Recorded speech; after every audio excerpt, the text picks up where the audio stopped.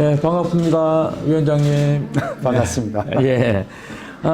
먼저 본인 소개 한번 부탁드리겠습니다. 저는 현재 전라남도 배드민턴 협회장을 맡고 있고요.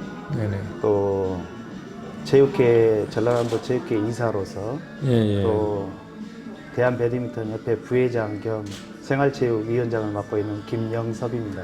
예, 반갑습니다. 예. 이제 제일 중요한 이제 생활체육 위원장을 맡으셔서 올해 한 해도 마무리돼 가는데요. 생활체육은 어느 정도 만족할 만한 해였는지 묻고 싶네요. 예. 지금 질문하시는 거는 예. 대한 배드민턴 협회 입장에서 그렇죠. 전국 행사 예. 관련한 이것도 네. 이제 동호인들의 어떤 이벤트라든가 그렇죠. 권익에 대한 질문이신 것 같은데요. 네네. 아마 동감하실 겁니다. 아쉬움이 많죠. 네네. 하고픈 의욕에 비해서 네. 현재 시스템이나 네. 이런 것들은 뭐 전년도에도 그랬지만 올해까지는 대회 개최지 선정까지도 네네. 녹록지 않은 그런 실정이었다 보니 2020년에 커다란 기대를 하고 있습니다. 예. 먼저 그 생활체육위원회가 생소한 분들도 많이 있을 겁니다. 그래서 생활체육위원회에 대한 설명도 좀 부탁드리겠습니다. 네, 우리 그 대한 배드민턴협회 생활체육위원회는 대한 배드민턴협회에서 주최 주관하는 생활체육 사업에 대한 어떤 전반적인 의견 제시 또 이사회나 총회 안건으로 올라가기 전 네네. 위원회에서 좀 그 동호인들과 네. 또 그 종목 회원 그 단체를 위한 어떤 권익과 관련된 의견들을 많이 만들어내고 네. 그것이 이행되지도록 네. 하는 역할이 이제 주된 내용이겠죠. 네네네. 이제 내년부터는, 이제 새로운 프로그램도 만들고 또 이렇게 해서 내년에는 이제 우리 동호인들도 다 등록을 해서 전국이 하나가 되는 그런 그 시스템을 운영을 하신다는 말씀도 들었습니다. 그 부분에 대해서 설명 좀 부탁드릴까요? 네. 그 스포츠 다이어리라는 업체와 네. 대한협회가 이제 손을 잡고 약 2년 정도 제작 과정을 거쳤고요. 올해부터 네. 동호인 등록 그리고 동호인 대회의 대진 작업을 스포츠 다이어리를 통해서 하고 있는 입장입니다. 아직 17개 시도에 저변이 다 확보가 돼 있는 건 아닌데 네네. 아마 내년쯤이면 한두 군데를 제외하고는 다 등록을 해서 네네. 좀 체계적인 관리와 운영이 되지 않을까 그런 기대를 걸고 있습니다. 네. 그러면 각 시도에 협회하고 동호인 그 등록 문제라든지 뭐 그런 잡음이 조금 있는데도 좀 있었는데 그런 부분들 다 해결이 어느 정도 되신 것 같나요? 보통 이걸 지금 선도적으로 해왔던 것이 우리 전남협회, 경남협회입니다. 네. 네, 동호인들이 당초 좀 생소함이나 네. 기존에 먼저 개발되었던 프로그램에 익숙하신 분들이 반발도 좀 없지 않아 있었죠. 네네. 네, 다행스럽게 두 협회가 네. 그런 어떤 우려와 염려 속에서도 네. 꾸준하게 개선을 하고 스포츠 다이어리 측에 요구할 부분들은 계속 수정을 시킨 현 시점에서 봤을 때는 네네. 다른 프로그램 업체와 비교했을 때 네. 협회 측에서나 동호인 측에서 봤을 때 가장 원만하고 무난한 단계까지 왔다고 자평할 수 있겠습니다. 예. 제일 중요한 게 이제 동호인 등록 문제인데요. 네. 그 등록 문제를 왜 꼭 필요하고 이것이 어느 정도 완성이 되면 어떤 일을 우리가 할 수 있을런지 이런 부분들에 대해서 말씀을 좀 부탁드리겠습니다. 예. 좀 그 동호인 사회에서 또 동호인 조직에서 강제 조항을 둔다는 것은 쉽지가 않습니다. 네네. 다분히 자율적인 어떤 운영이 돼야 되는 것이고 또 무질서함 속에서 또 질서 있는 조직을 갖춰야 되는 이런 부분을 따졌을 때 시군구나 클럽 입장에서는 원만하게 정리가 잘 돼 있습니다. 네. 근데 보통 17개 시도에서 회원 한 분 한 분을 관리하기는 쉽지가 않습니다. 네. 그런 체계를 이 등록 시스템을 통해서 선수들 못지않은 관리 또 이적에 대한 이런 체계들이 좀 잡히고 또 이제 늘 그 동호인 대회에서 문제시 되었던 게 급수를 속인다든지 네네. 그리고 대리 출전을 한다든지 이런 민감한 부분들 때문에 대회 중간중간에 뭐 어떤 징계를 내려야 되는 이런 과정들도 있었습니다. 네. 이런 것들이 사라지게 되는데 큰 일조를 하지 않을까. 그리고 동호인 등록을 하게 되면 일종의 진성 회원이 되는 거죠. 그렇죠.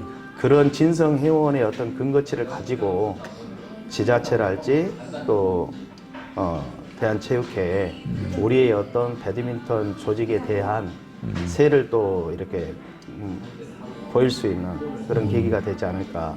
여러 가지 장점이 있죠. 그렇죠. 예, 예. 그런데 이제 기존에 프로그램들이 몇 가지가 운영되고 있는 각 시도에서 따로따로 이렇게 운영되는 부분이 그리고 한 10수년을 또 이렇게 만들어 왔던 그런 부분들에 비하면 스포츠 다이어리의 그 활용도가 조금 떨어지는 부분은 어떻게 생각하십니까? 현재 그 기존에 지금 앞서서 동호인 등록을 하고 스포츠 다이어리 시스템을 지금 활용하고 있는 업체나 또 이게 중앙협회에서 네네. 대한협회에서 스포츠 다이어리 측과 계약을 체결해서 온 과정들을 비추어 보면 내년쯤에 2020년도에는 전체 아마 동호인들이 등록을 해서 네. 또 중앙에서 추진하고 있는 관련된 뭐 전국 랭킹제랄지 또 기타 이렇게 생활체육 사업에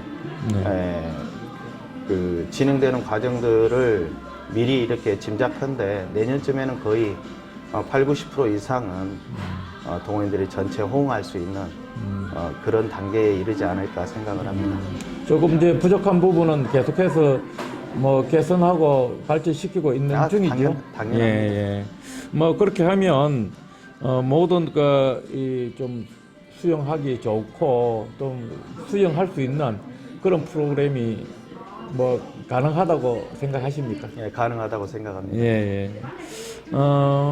그러면 우리 이제 생활체육 위원회에서 전적으로 여기에 대한 그 투자도 좀 더 하고 또 우리 동호인들이 활용할 수 있는 그런 좋은 프로그램 될 수 있도록 많은 또 지원도 해야 되겠네요. 그죠?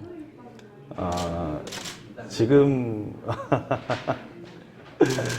그 프로그램이나 예, 또 생활체육 관련한 어떤 사업에 대한 투자 부분은 네네. 충분히 이 등록 시스템을 통해서 추후에 아마 수익 사업이 창출될 수도 있고요. 예, 예. 그 투자와 그런 그 수익이 선순환 구조를 띌 수 있도록 지혜를 짜보고 있습니다. 네. 자, 이제 그것도 이제 우리 배드민턴 발전을 위해서 가장 많은 이제 중점을 두고 하시는 사업이시고요. 지금 이제 지방 대회는 그런 나름대로 또 활성화들 되고 있는데 우리 전국에서 통합을 하고 나서 전국 대회가 좀 저조한 편이 있지 않나 하는 생각인데요. 그런 부분에 대한 대책은 어떤 대책이 있는지. 실제 지금 우리 대한협회에서 생활체육 대회 통합 이후에 다소 아쉬운 부분들은 분명히 있습니다. 아무래도 통합의 어떤 시너지 효과를 먼저 생각을 했던 듯 싶습니다. 하지만 결과로 따지고 보면 지난 3년 동안 참가팀도 저조하고 또 기존의 생활체육회 시절보다는 대회 개최에 대한 시도 옆에 적극적인 뭐 활동도 좀 미비했고요. 네, 그래서 이게 한 가지를 수정해서 될 일은 아니라고 봅니다. 그렇죠. 그래서 예, 예. 내년부터는 조금 시도에서도 대회를 서로 경쟁적으로 치를 수 있는 구조 이미 그건 시작을 했습니다. 그리고 중앙회에서도 좀 더 그 생활체육 영역만큼은 독자적인 이런 운영을 해야도록 회장님께서 또 그러한 지시도 있으셨고 그렇습니다. 네.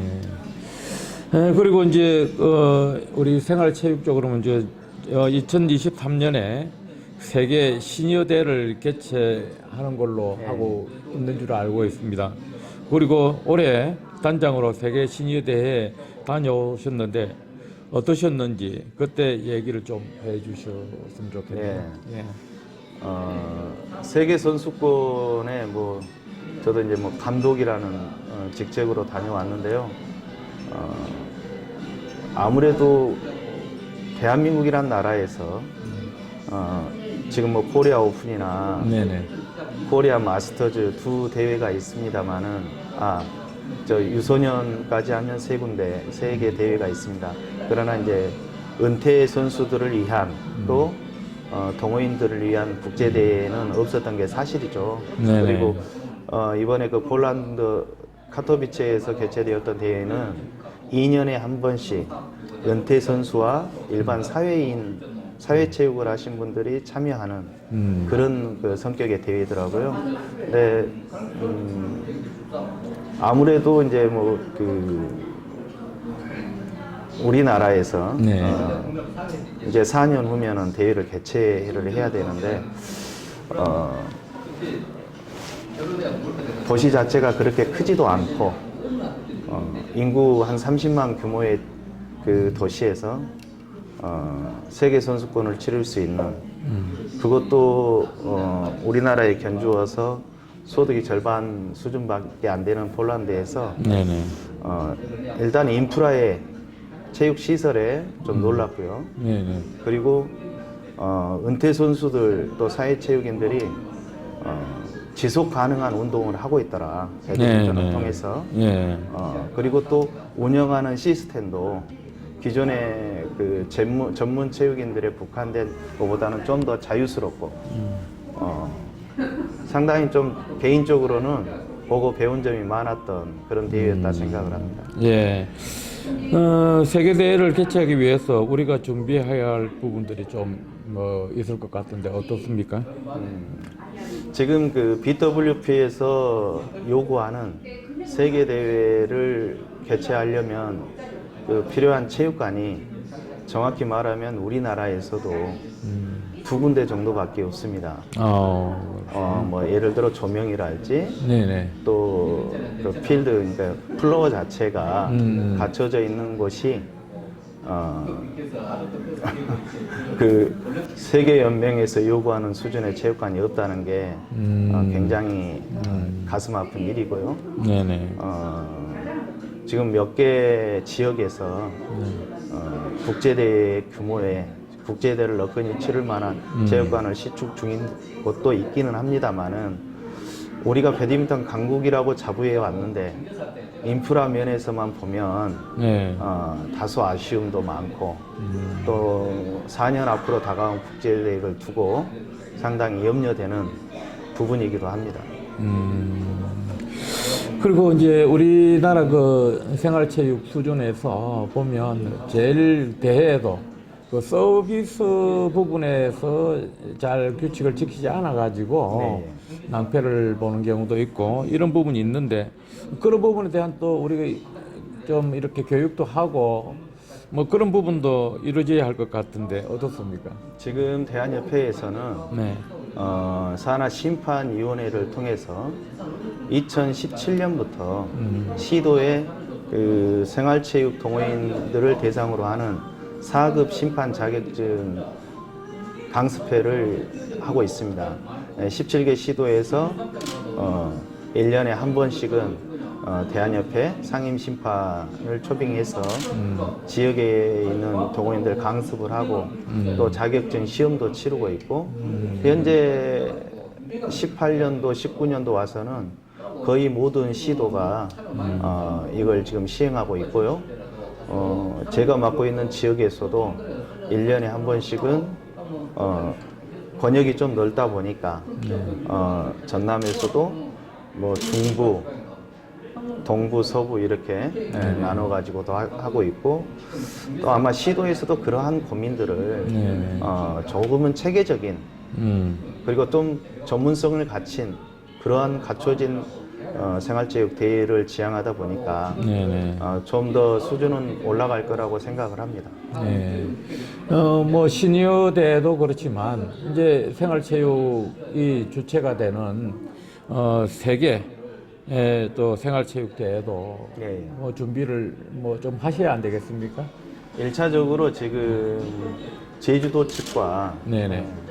우리가 전국 여성 배드민턴 대회가 현재 있는데요. 네네. 이 대회를 제주도와 좀 MOU를 체결이 가능하다면 한 10여 개국 정도 일단은 가까운 지역에 있는 사회체육인들을 초청을 해서 같이 이렇게 자웅을 겨룰 수 있는 현재 그 계획 단계에 있고요. 빠르다면 내년부터 아마 시행은 가능할 거로 알고 있습니다. 그러면 그런 이제 논의가 벌써 있었네, 그죠? 네, 예. 아, 예. 그리고 이제 통합이 벌써 된 지가 3년째입니다, 그죠?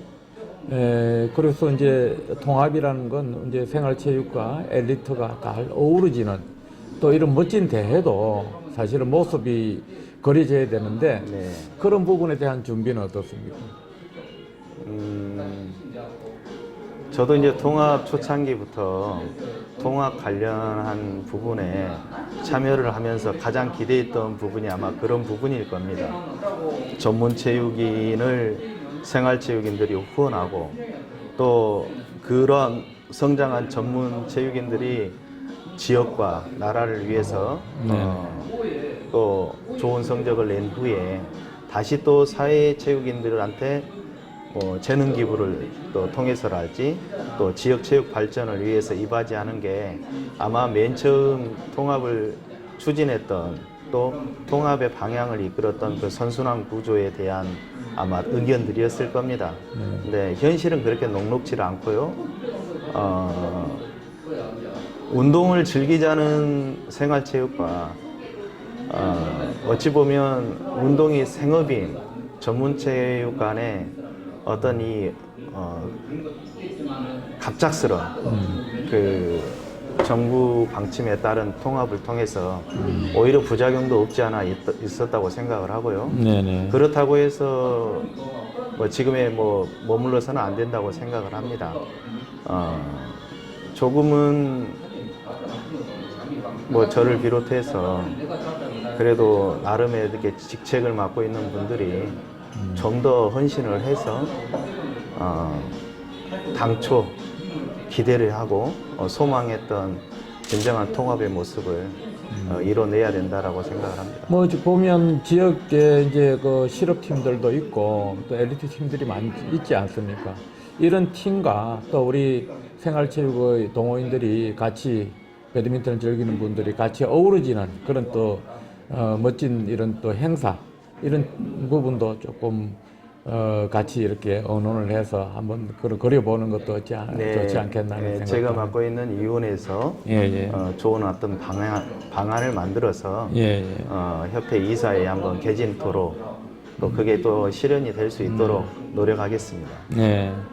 그리고 이제 생활체육 우리 동호인들이 참여하는 대회가 한 1년에 1000개 정도가 열리고 있는데 그런 위에서 생활체육위원회의 역할이 아직까지는 이제 큰 역할을 비중을 차지하지 못하고 있는 부분에 대해서 그 위상을 높일 수 있는 그런 방안은 어떤 게 있을까요? 아마 왜 그랬는지는 우리 대표님께서도 잘 아실 것이고요.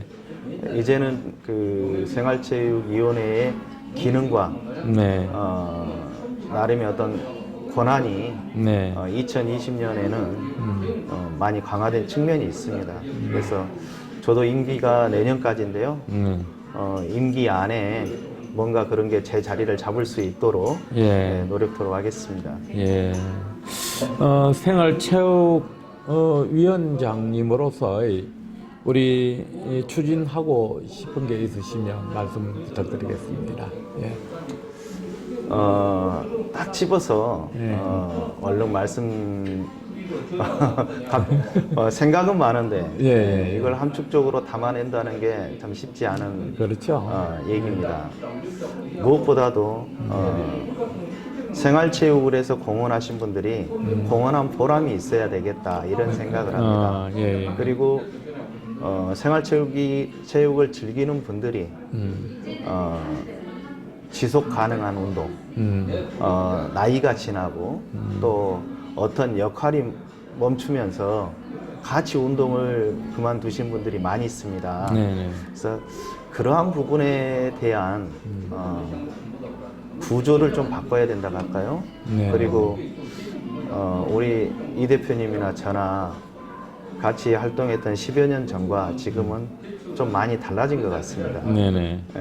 지금은 생활체육은 가장 많은 연령대가 45대, 50대가 주축이 됐습니다. 네. 그러니까 10여 년 전 30, 40대 세대가 그대로 온 것이죠. 네. 그리고 지금 70대, 60대, 70대 운동하신 분들은 예전 분들이 그대로 또 하고 있습니다. 예. 그래서 이거는 뭘까 저한테 많은 고민을 던져주는데요. 예. 분명히 여성 동호인이나 예. 젊은 동호인이 늘어났음에도 불구하고 네네. 양적인 편창이 먼저 있는 것은 아마 민턴 행정에서 특히 생활체육 부분에서 많은 고민을 해야 되겠다 생각을 합니다. 네네.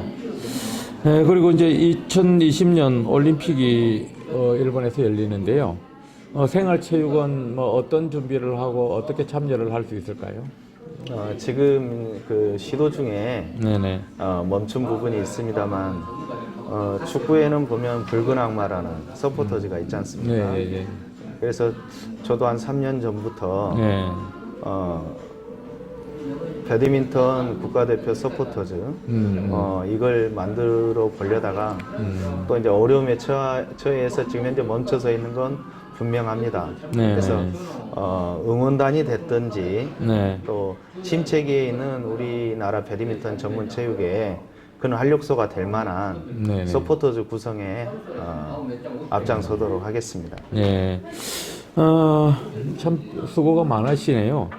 내년에는 이제 생활체육은 뭐 박달라서 이렇게 달라질 것 같다 하는 부분이 있으면 일단은 그 통합을 하면서 네. 저도 집행부의 일원으로 있습니다만은 기존의 전국연합회 시절에 운영했던 방식과는 네. 좀 다른 부분들이 접목이 되다 보니까 쉽지 않은 부분들이 있었죠. 그런데 지금 협회 회장님께서 생활체육위원회에서 모든 것을 의사결정을 해서 2020년도부터는 생활체육인을 위한 대회 운영을 이렇게 지시를 하셨습니다. 그래서 저 또한 그런 부분에 사명감을 가지고 네네. 동호인을 위한 대회, 동호인이 만족하는 대회, 17개 시도 회장님들과 지역의 고민을 좀 들으면서 거기에 주안점을 두고 아마 그 부분이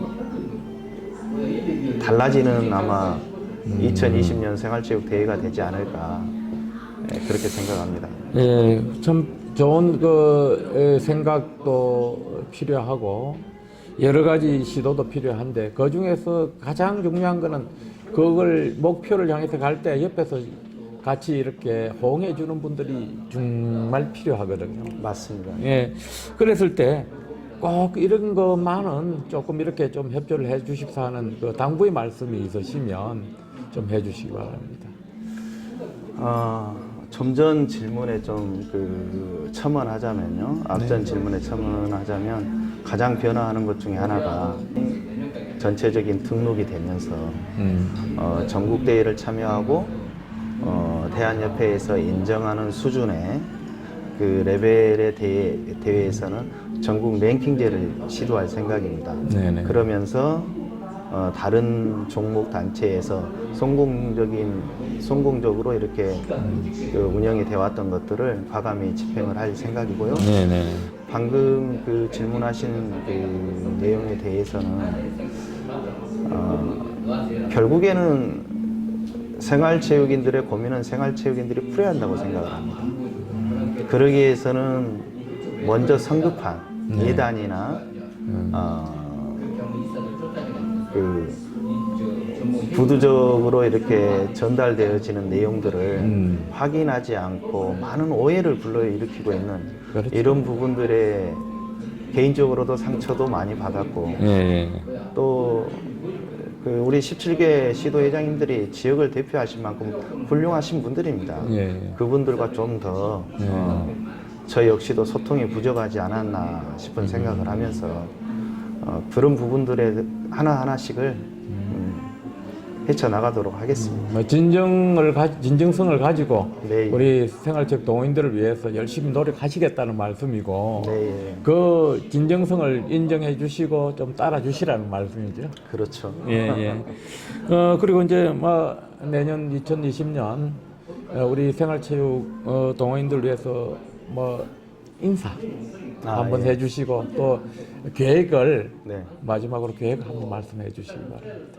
예.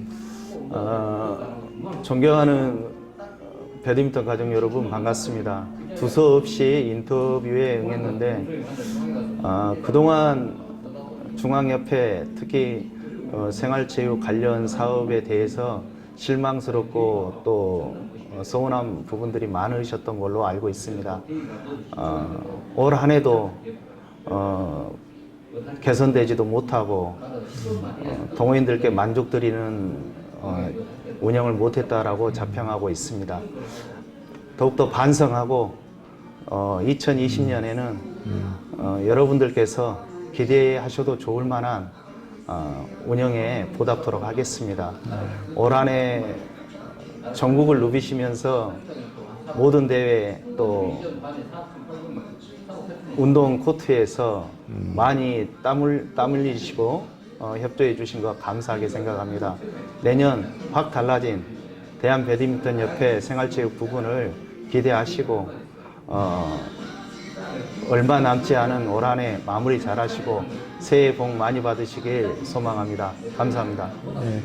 우리 생활체육위원장님을 통해서 정말 대한민국의 배드민턴이 그 엘리트와 생활체육이 하나가 되는 내년이 되셨으면 합니다. 내년에도 우리 위원장님 건강하시고 하시고 싶은 일 잘 마무리해 주시기 기대합니다. 감사합니다. 감사합니다.